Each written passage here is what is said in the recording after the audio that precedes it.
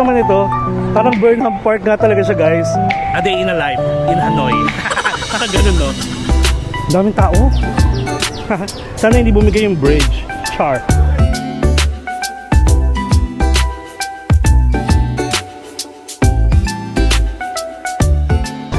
Hello guys, andito pa rin tayo sa Hanoi. And andito tayo guys sa iconic building, yung maraming coffee shop.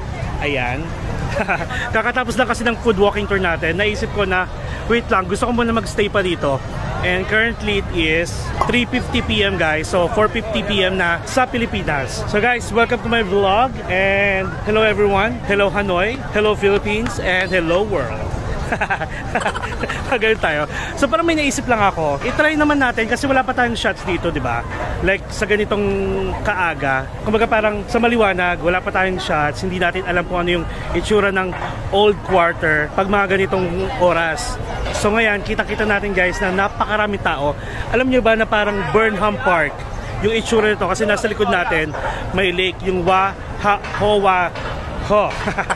Wait, Ho Wan Kiem Lake. Ayun, medyo foggy siya guys. Pakita ko sa inyo yung paligid ha. Well, for this video guys, may ikukwento ako sa inyo, may i-share ako sa inyo. Tapos try natin maging ano, para maging lokal, maging makisalamuha sa mga lokal today, for today's video. And pakita ko sa inyo muna yung paligid natin. So ito guys, ito yung lake. Tapos doon sa dulo, meron yung sasabi ko sa inyo na parang turtle pagoda. Basta may ibig sabihin yan. And then nandito yung Red Bridge. Tapos yan, marami ng kainan, maraming bilihan. Lakas maka ano guys, lakas maka Baguio, parang Burnham Park ang peg. Medyo malamig konti. Tapos ang daming tao. O, di ba? Tapos may lake. Burnham na Burnham ang peg niya, di ba baby? Tapos dito, ito yung iconic building guys. And as of today, confirm na i-demolish nga to guys. Itong building na to give way, parang to give more space dito sa park. Kasi siguro daanan kasi siya. So yan, kawawa naman. Kumbaga parang iconic building na to ng Hanoi eh. Sana hindi na lang nila i-demolish, di ba? Tignan nyo naman yung parang mga turista na araw-araw na nandito para lang magkaroon ng magandang shots dito as a background. Tignan nyo oh, ang dami tao. Tapos itong lugar na to, kino-close to, walang daan, walang mga sasakyan dito. And then napapaligiran to ng maraming coffee shop. Ito, yan, maraming view, meron pa silang terrace. Tapos ito may KFC, may HSBC, may Domino's Pizza. Tapos yung isa sa mga kilalang coffee shop dito yung Kong Cafe. Ayan. And then dito naman pwede kayo mag-try. Nag-try tayo dyan sa Laika Cafe, The Exceptional. Sa 5th floor. Don't worry, may elevator yan dito sa gilid. Pwede kayo umakyat. Ayan, diba? Nakakatuwa yung mga tao guys. Kanya-kanya kayong pwesto. Tapos may mga umiikot dito na professional photographer. May mga hawak silang DSLR. Meron pang ano, selfie light. Tapos pwede kayo magpakuha guys, ipiprint din ngayon. Hindi ko lang alam kung magkano. Ayan sila kuya oh. Nakakatuwa. Tapos kapag weekend guys, like Friday, Saturday and Sunday from 6 PM, itong way na to nagiging street night market. Every weekend lang yun ha. Kaya siya tinawag na weekend night market. Friday, Saturday, Sunday from 6 PM to 11:30 PM. O di ba? Taga dito ako eh. Sabi ko nga sa inyo, di ba? As local tayo muna ngayon. And then, since nagugutom ako, yung bagets nakatitig sa akin. So going back, since nagugutom ako, magta-try ulit tayo mga food na makikita natin dito. Gusto ko ulit ang sausage. Hindi ko pa natatry magpa-massage dito sa Vietnam para ma-feel lang kung paano sila mag-massage. Kung hard ba, soft lang ba, or mga ganun. Unlike kasi sa Bangkok, guys, palagi tayo nagpapamassage. Ito-try natin one night. Okay? So, ano oras na ba ulit? Currently guys, it's 3:54 PM. Tapos ganito na, sobrang daming tao. Check natin yung mga binebenta dito. Tapos pwedeng umupo dito kapag bumili kayo kahit kanino dyan. Pwede kayo tumambay kahit katapat yung lake. Tapos may mga calamansi juice. May mga fruits, ayan o. Pwede kayo mag-bunny. Tapos ito mga fruits, ayan o. Pero ikutin muna natin. Ayan sila, calamansi juice. Ayan o, sarap umupo dun o. Sige, ito-try ko yun mamaya. Masarap yung calamansi juice in fairness. Bili lang tayo ng makakain. Tapos ito guys, oh, kapag nagano kayo, nag-hop on, hop off, yung Hanoi City Tour, ito yung map ninyo, naiikutan. Hanoi Opera House, Hanoi Post Office, St. Joseph Cathedral, Statue of King, Nokson Temple, which is ayun. Yung Nokson Temple, yung nasa gitna nga ng ano, hindi siya nasa gitna eh, nandun sa dulo ng Wan Kiem Lake. Tapos Statue of King, may The Old Quarter, Ceramic Road along Red River, etc. Ay, pwede kayong ano pala, sumakay. Ayun o, ang cute naman nun. Ayun o, ang cute naman ito. Parang Burnham Park nga talaga siya, guys. Ayun, mga sasakyan, pwedeng pambata. Actually, pambata talaga siya. Ayun. Tapos dito pa tayo sa gilid. Ito guys, yung Hanoi City Tour, yung bus, kung gusto niyo matry.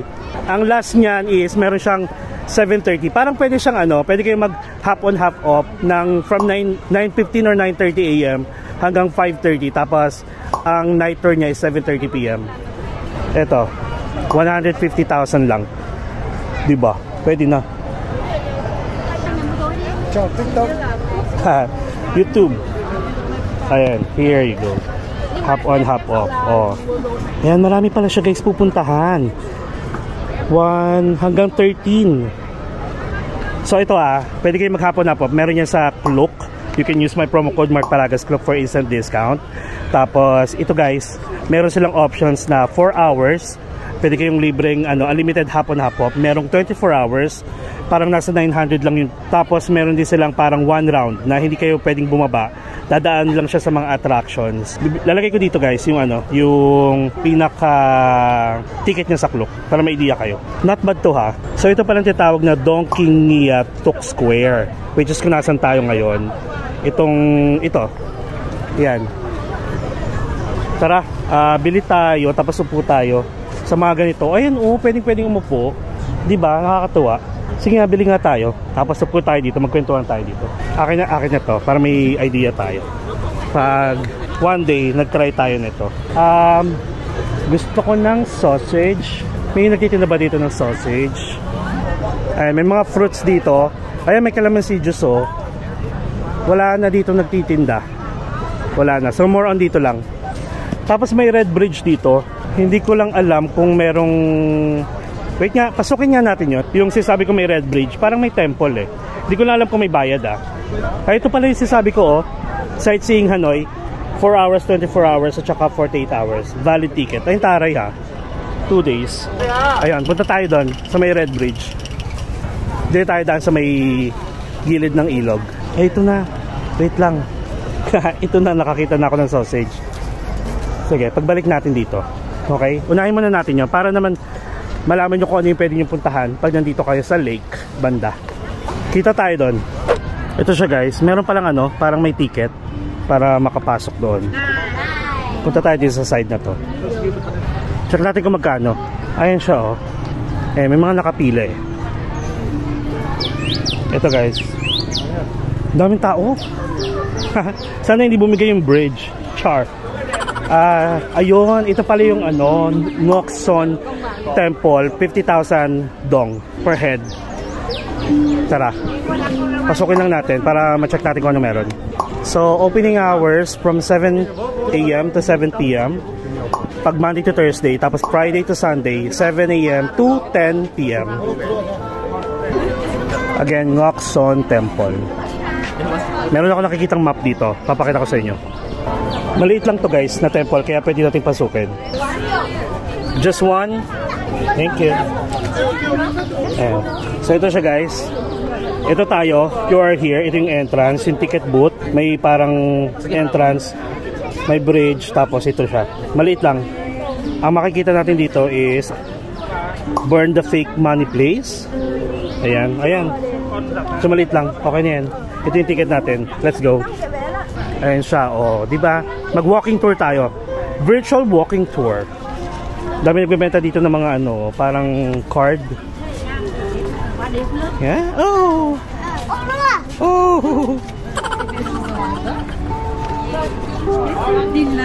Ayan. Tapos, syempre, papakita natin yung ating ticket dito sa entrance. Ang cute. Yan. Thank you. Syempre bridge to, di ba? Ano tayo? Selfie muna, selfie mode. Wait, pakita ko muna sa inyo. Di ba? Mas malaki pa to guys sa Burnham Park actually. Ayan siya. So, temple sa gitna ng lake. Alright? So, sige.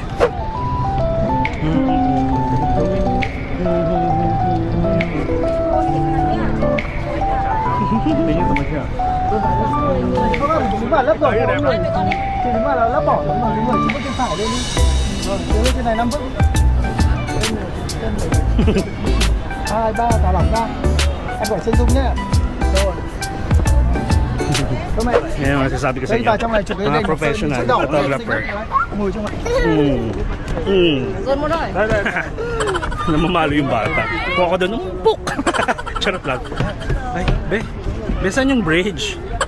Ang gwapo naman nun. Gwapo naman nun! Okay, so ito na siya.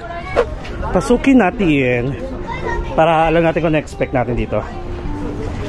Okay, so dito yung entrance daw. So isang ikot lang pala siya. Let's start the virtual tour. Oh.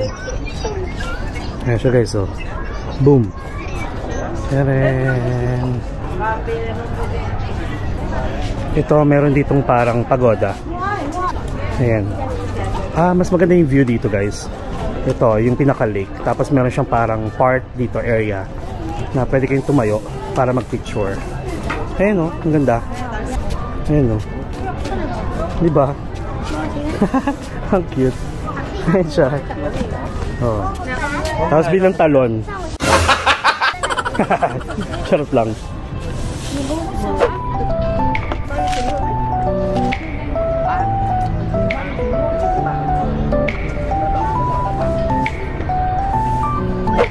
Yun lang. Tara. Okay na to. Tapos meron ditong temple. Ito na ata yun. So mukhang hindi naman kailangan magtanggal ng sapatos. Tara, pasukin natin dito. Ang gwapo naman ito. Pero meron sa loob. Ayan, syempre pwede kayong mag-offer. Ayan. Tapos pray and wish. Please no camera, sorry. No camera daw doon. Pwede ba camera dito? Check ko lang ha. Please no camera. Okay, so hanggang dito lang tayo. Okay, so pwede kayo mag-offer. May nakikita akong figure. Ayan, so hindi tayo pwede pumasok kasi malinaw naman guys, no camera. Huwag tayo magpasaway.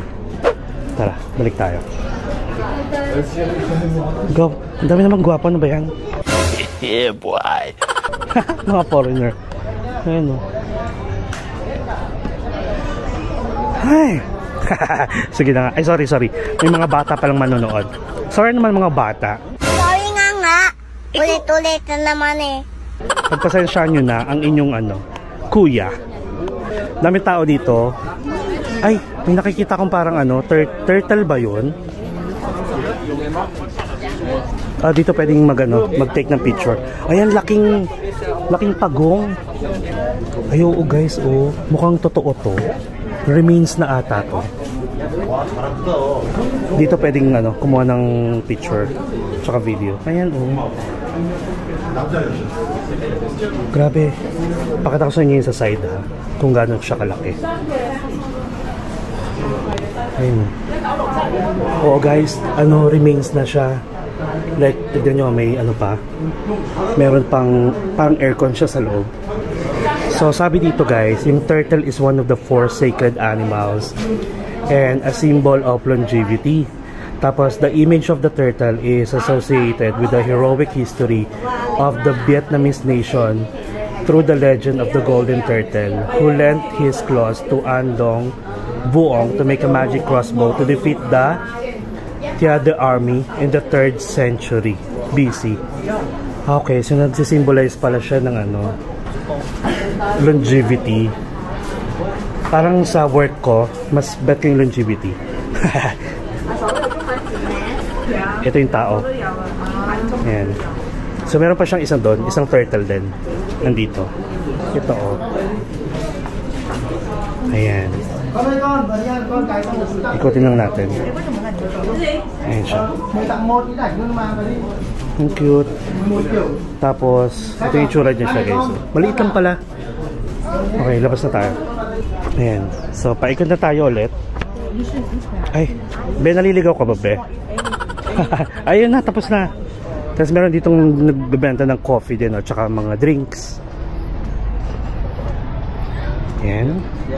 Tapos dito naman mukhang May toilet. May toilet dito guys. Tapos ito yung ano, ito yung bawal yung camera sa loob. So anong meron dito? Con nha. Ba't mga pasaway itong mga batang to? Ano, nananakit ng magulang. Kaloka. Kung sa akin to, pinukpok ko na yan. Sige, mag-away kayo, bala kayo dyan.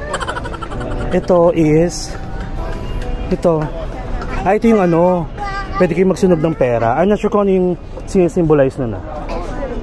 And then we're done. So paikot lang siya. And look at this, oh. Tons. Okay, so we're done. Maliit nga lang siya. So 50,000 dong ang entrance dito guys. Pwede nyo nang daanan. Sadyain nyo kapag nandito kayo sa lake. Ang ganda. Tapos malamig pa siya, hindi siya mainit. Diba?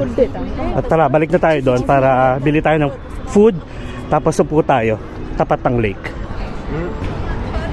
Ayan. Diba? Makakatuwa. For experience, go kayo. Go pa rin kayo dito. Magkano lang naman yung 50,000 guys. Sige, hanap na tayo ng ano, ng pwedeng kainan. Tapos upo tayo somewhere. Ayan, nasa labas na tayo guys. Ayun o, may sausage dito. May sausage dito sa tapat. Ayan o. Check ko lang.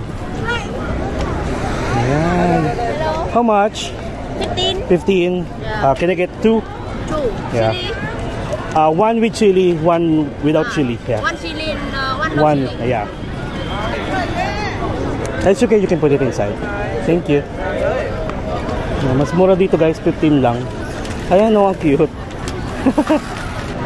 So ito, meron na tayong dalawang sausage. Guys, gusto ko talaga. Pagbigyan nyo na ako. Kasi walang ganito sa atin. Kaya pag bumalik na tayo sa Pilipinas, wala na naman tayong ano, makakain na ano, mga authentic. Charot lang. Ang daming reason. Actually ito, may temple pa dito, mini temple. Ayan, dami pala nagbibenta dito ng sausage. Hanap tayo ng drinks naman. Gusto ko ng ano, calamansi juice ulit. Ito may mga fruits. May nakita ko dito ah. Nasaan na yun? Nagbebenta ng calamansi juice. Doon tayo. Banda sa mga upuan para pwede tayong umupo doon. Ang foggy. Ito oh, kita nyo ba? Ayan, fog yan guys. Ay, puppet center. May nakikita ko ditong building guys. Nakalagay Tanglong Water Puppet Theater. Ito oh. Yan, yung mataas na yan. Parang alam ko meron din yan sa ano guys, sa Klook. Nag-offer ng ticket for the theater, puppet show, water puppet show. Ito yung kalamansi. Ay, ang gwapo naman ito. Kuya, ayan paparat. Ito oh, yung parating. Tungkod ni kuya. Dito tayo. Kasi nakita ko maraming upuan. Ayun. Bili lang ako ng drinks guys ha. Tapos upo tayo. So nakupo na tayo dito guys na parang akala mo nasa Baguio tayo. Pakita ko sa inyo ayan. So meron tayong sausage. This one. And then meron din tayong calamansi juice. Para healthy pa rin kahit paano. So since nandito tayo, syempre, ano pa pwede natin gawin? Kwentuhan tayo. So guys, di ba na-discuss ko naman sa inyo nung nasa Danang tayo, yung one of the, hindi one, mga common scam dito sa Vietnam. Alam nyo ba, kwento ko naka-witness ako kanina guys. Isa sa mga, hindi ko siya na-discuss guys, yung palit pera, kumbaga parang ganon.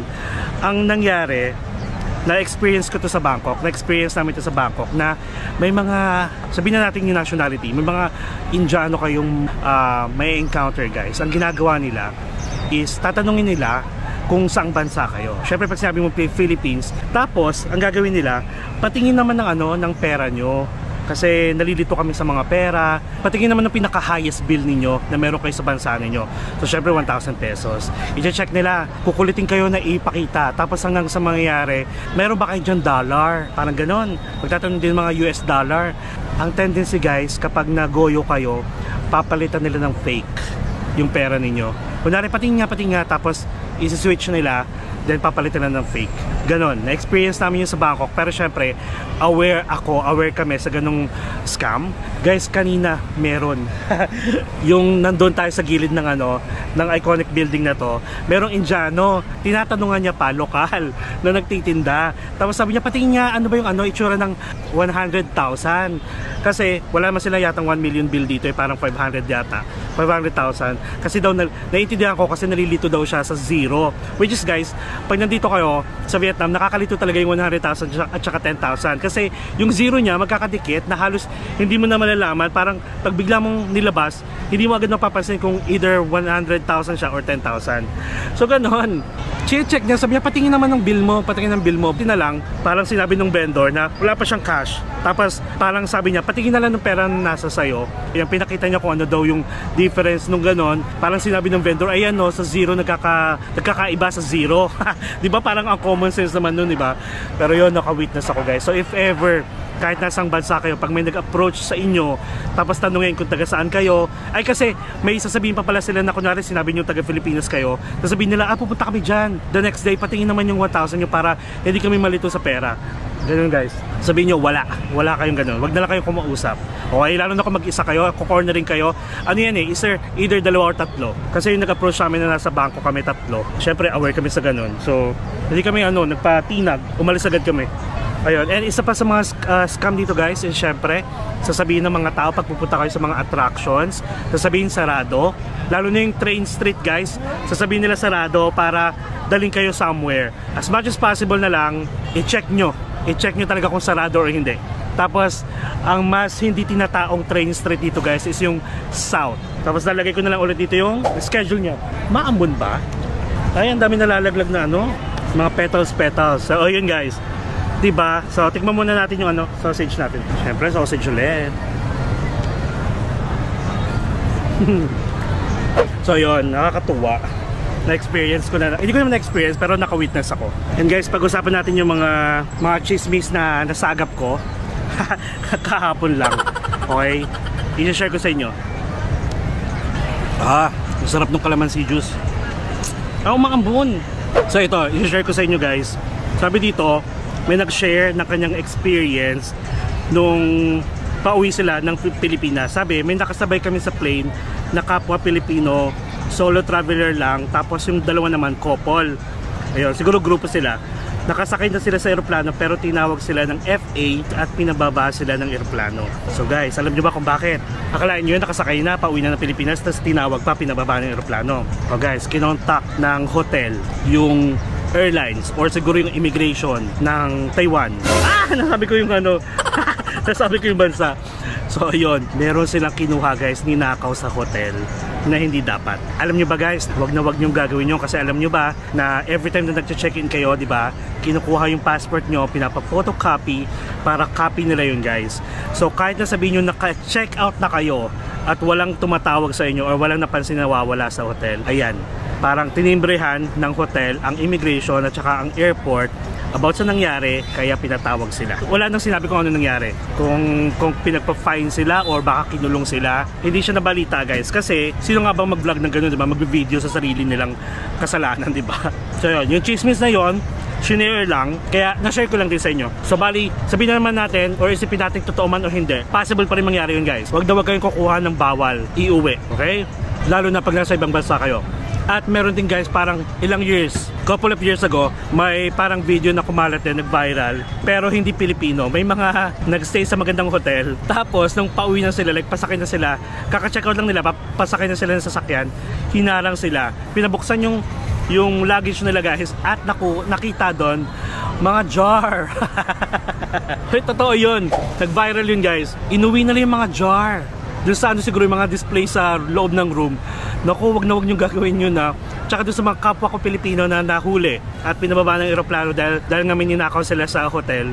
Kahit nga simpleng blanket, unan, wag nyo gagawin. Nakakahiya. Wag ganon.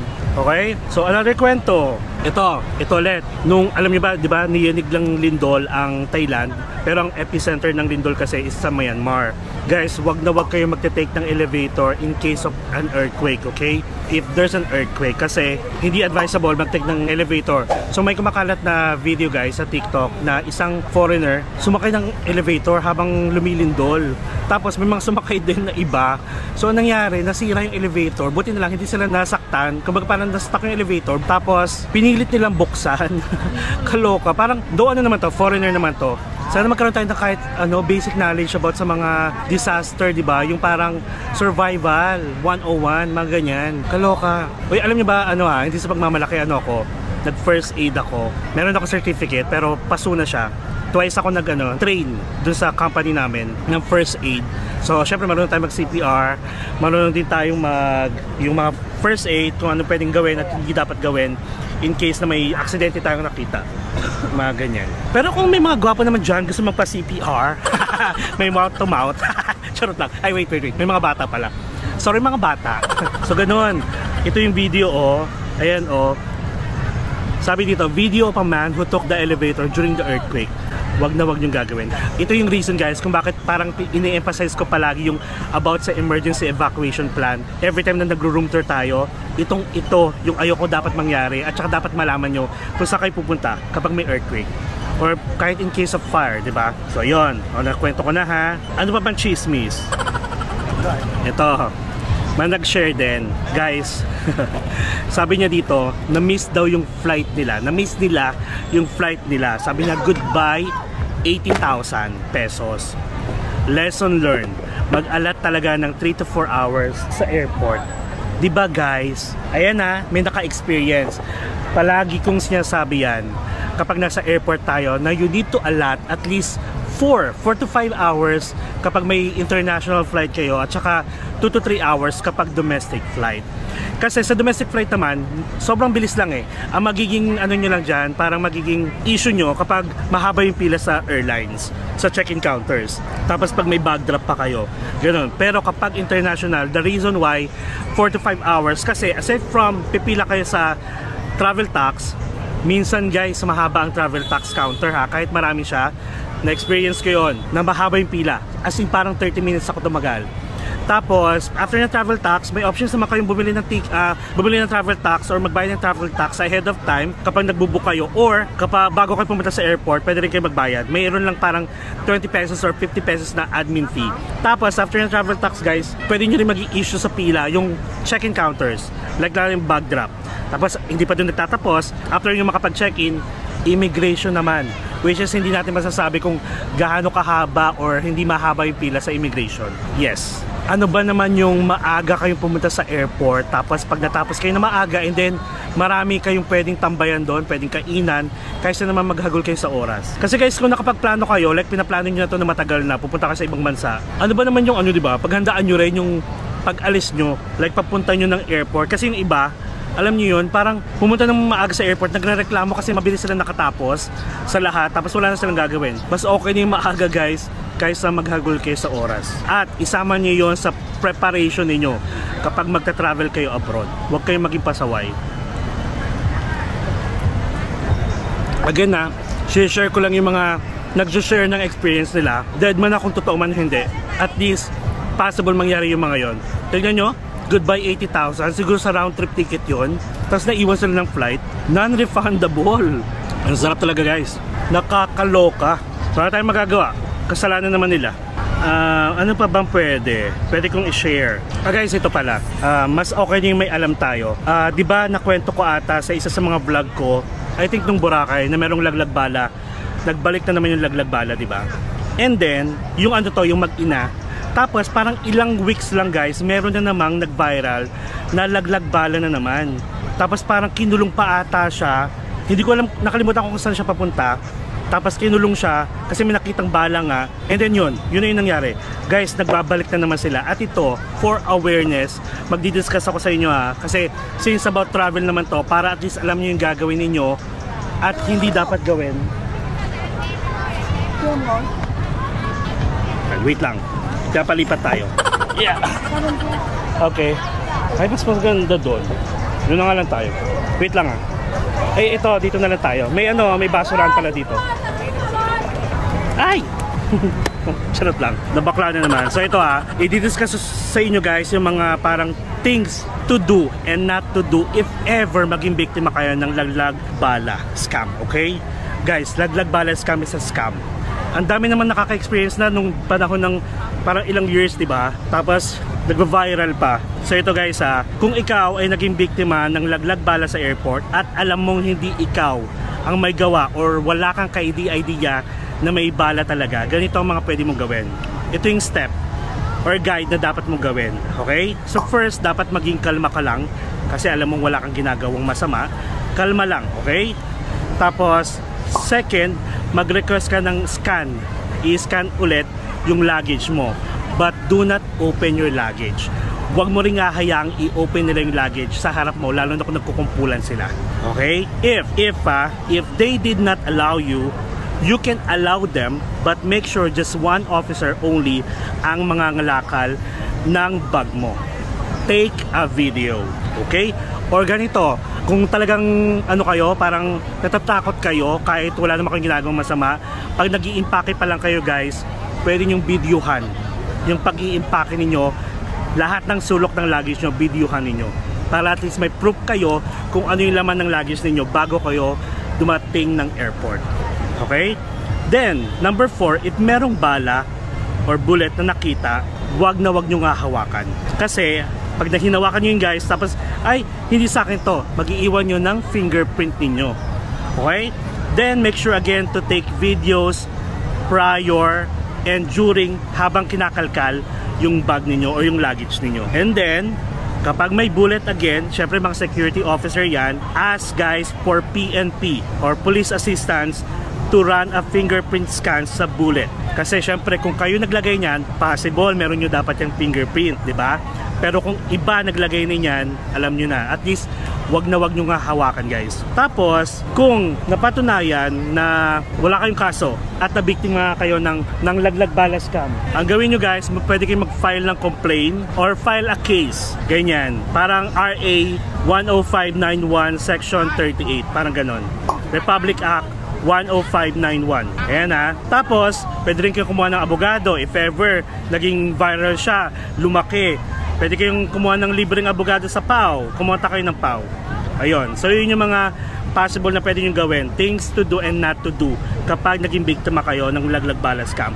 At guys, sabi ko nga sa inyo nasa Boracay tayo, huwag iwasan yung magdala ng maraming pera. Kasi pag dumaan yan sa security scanner, kitang-kita yan guys ng mga security officers kung gaano kalaki yung pera ninyo. Syempre for sure tago 1,000 yan. At possible maging biktima talaga kayo ng laglag bala scam. Para alam nyo na, money talaga yan. So ito, recommended kapag ayaw nyo talaga may experience, then you have the options na ipa-luggage wrap ninyo yung inyong mga luggage, like yung wrapping service.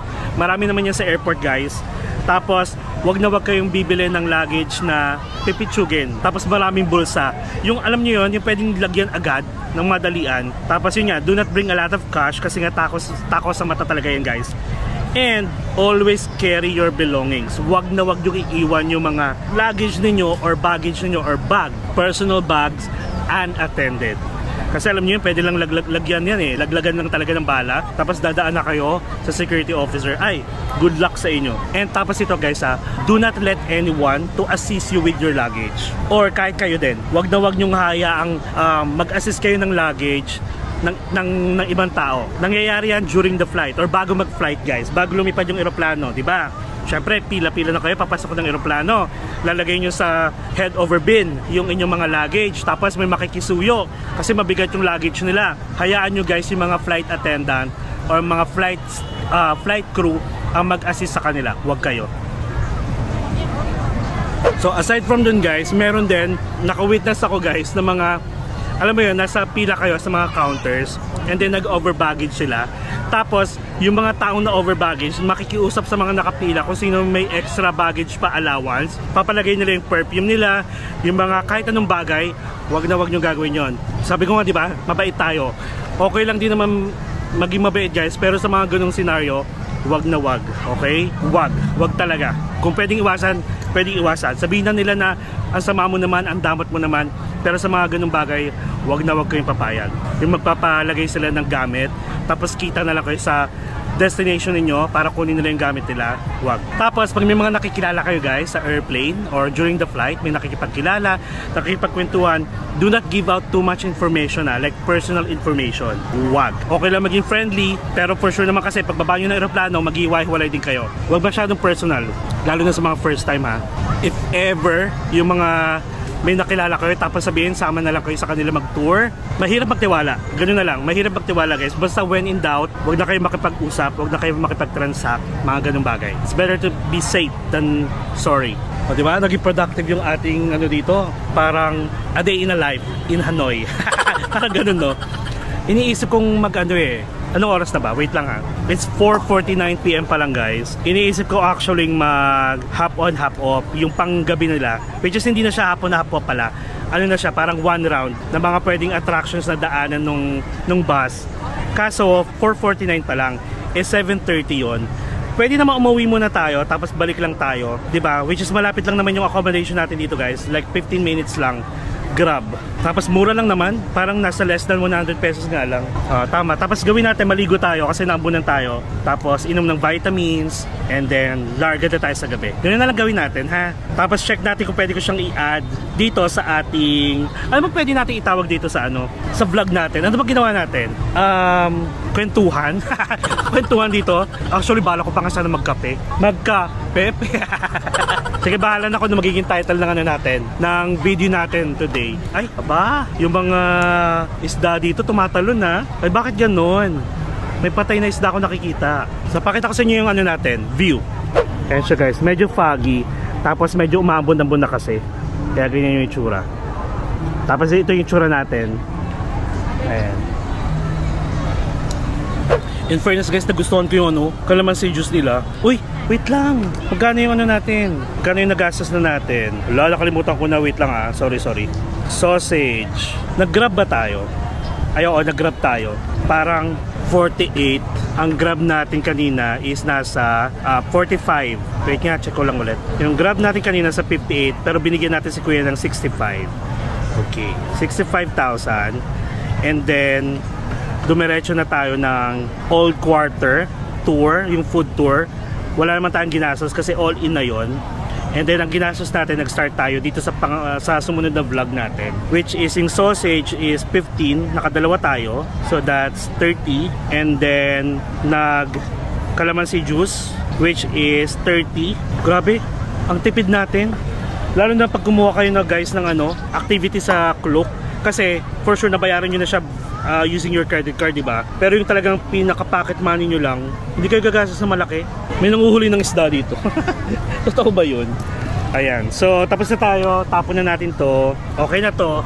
Grabe naman yung mga ano dito, mga tao dito. Andito na lang yung ano, basurahan. Hindi pa makaya maitapon yung mga basura nila. Mga turista talaga nagpapasira sa mga tourist attraction. For sure mga turista yung mga nandito guys. Kasi mga lokal sabi ni Jasmine, itong iconic building na to, limited lang yung mga parang lokal na nagpapapicture dito. Puro turista yan guys. Siguro ano na lang, ang title na lang ng vlog natin is itong lake. What to see. Ganun na lang.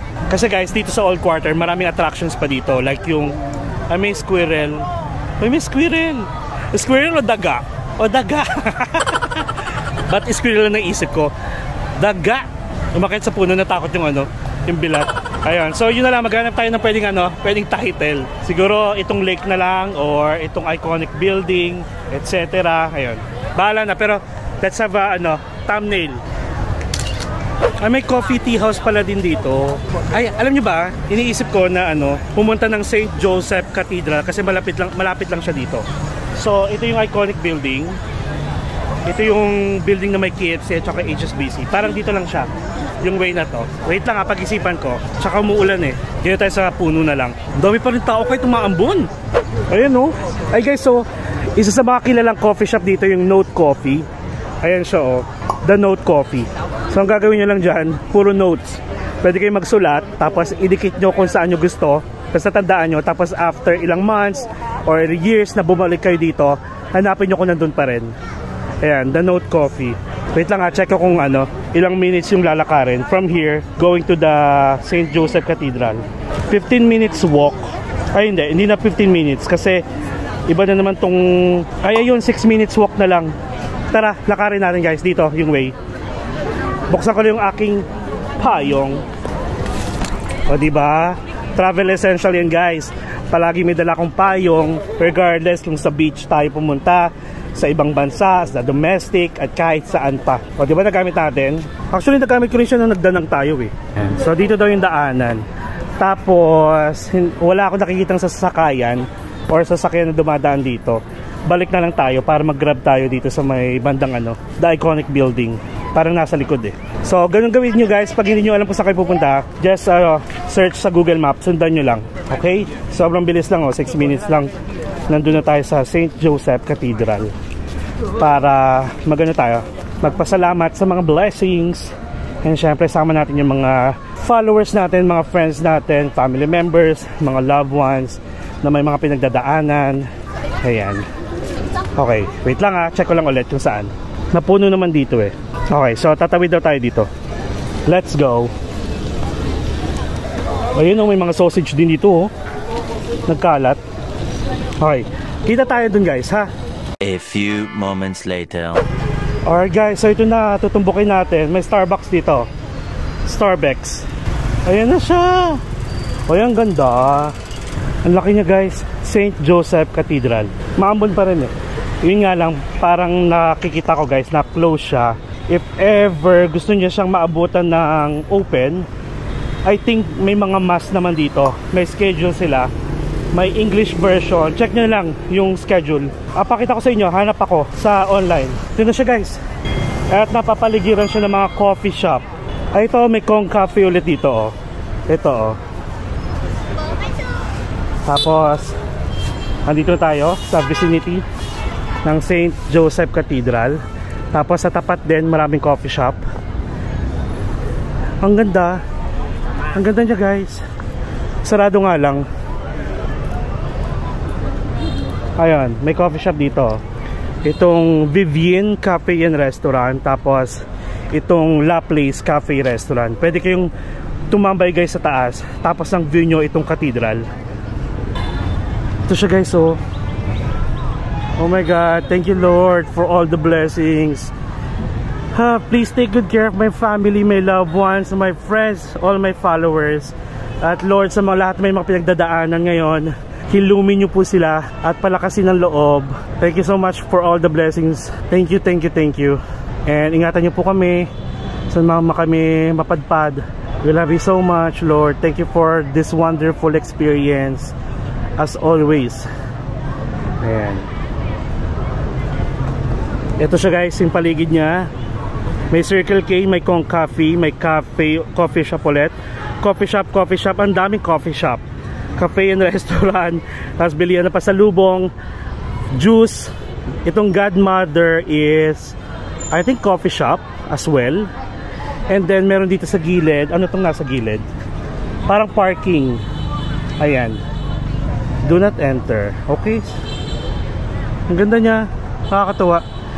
Gusto ko pala sana guys, magkape doon sa may La Place Cafe and Restaurant kasi may tao eh. Sige guys, background music.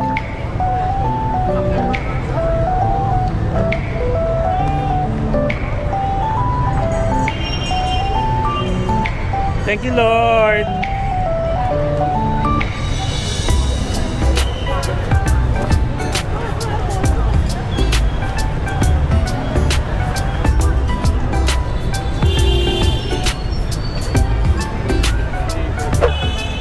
So lahat ng followers natin guys, I'm praying and I'm hoping na ma-meet ko kayo. Hindi lahat hanggat kaya lang. Ayan. And syempre, more guidance, more blessings for you guys. More travel, more fun. So ngayon, hanap tayo ng pwesto. Mukhang hindi sila umaalis. Ay wait, gusto ko sa La Place eh. Mambon pa rin. Tapos na maganda dito guys, pwede na tayo mag-grab dito pa uwi. Kasi may mga sasakyan na dito. Ay pwede pala ditong umupo Ayan guys pwede umupo dito pag bumili kayo siguro dito sa mga juice na dyan. Tapos ito yung La Place Cafe Restaurant. Maganda sa taas. Meron din ditong Vivian Cafe and Restaurant. Tapos ito yung paligid niya ulit. Paulit-ulit tayo pero na-enjoy ko kasi ang ganda ng church, guys. Basta thank you, Lord. Thank you. Syempre guys, huwag natin kalimutan guys, sa mga followers natin yan, regardless kung anong religion nyo, basta isasama ko kayo sa prayers ko. Ha? Sige, mag-pray muna tayo. Saint Joseph, Mama Mary, and Papa Jesus, more blessings and success for my family and loved ones, and also to my friends, to all my followers. And please always protect them wherever they go, whatever they do. We love you so much. Amen. Alright, so hindi pa nawawala ng tao sa taas, guys. Ang tagal naman nila. Paalisin natin sila. So upo muna tayo dito kasi may upuan naman. Alright guys, so wala nang ambon, tumigil na. At ito ulit siya. Mukhang hindi tayo makaka-dine dito guys sa may coffee shop na La Place kasi may mga tao pa. Gusto ko sana dun sa balcony nila. And hindi lang pala to guys, pati dito sa tapat, ayan o, may mga second floor. Nakakatuwa. So yun, I guess that's it guys. Dito nagtatapos ang ating vlog. Yung parang mga putyo-putyong vlog lang. May masabi lang para may maipakita ko sa inyo kahit paano. At least diba, may mga yan, napakita ko sa inyo yung St. Joseph Cathedral na isa sa mga tourist attraction dito guys. Tapos pag nag-hop on hop off din kayo, regardless kung one round kayo or literal na hop on hop off, pwede nyo to, isa to sa mga destination, mga attraction na pwede nyo babaan. Okay? Hindi pa nawawalan ng tao doon. Gusto ko sana umupo parang shots natin or ang view natin ito guys. So I guess that's it. At saka tumigil naman na yung ulan. And currently it's 5:17 PM na. Tsaka hulas na rin tayo. Pinagpapawisan tayo sa kakalakad. So anyway, tapusin na natin with this amazing background guys. So I guess guys, that's it. Thank you so much sa mga na-enjoy, sa mga nanonood dyan at na-enjoy nyo yung ating vlog for today. Syempre, i-like nyo yung video and share sa mga alam nyo pupunta sa Hanoi. Alam ko marami dyan guys. Punta na kayo guys sa Hanoi. Ang babait ng mga tao, ang sasarap ng mga food. Lalo na kung mahilig kayo sa coffee. Ang daming coffee shop. Kayo na lang yung parang maiirita sa sobrang dami. Dahil hindi nyo alam kung saan kayo magka-try. Pero yun, sobrang sarap ng mga coffee dito guys. Na-try naman na natin yan sa Danang, diba? Tapos, syempre don't forget to subscribe to my channel, Mark Paragas Official. And hit the notification bell para updated kayo sa mga upcoming travel vlogs pa natin here sa Hanoi. Alright? Enjoy life. Live life to the fullest. Enjoy every moment. Guys, try lang ng try. Get out of your comfort zone. Kapag magbabakasyon kayo sa ibang bansa, please try the authentic food. Paano sila kumain. Basta, then learn their culture. Learn kahit pa paano yung history nila. Sobrang daming pwedeng gawin. Nako. And guys, and syempre, you will never get to this age again. So please do whatever makes you happy. And follow me guys as we discover the world one step at a time. See you tomorrow.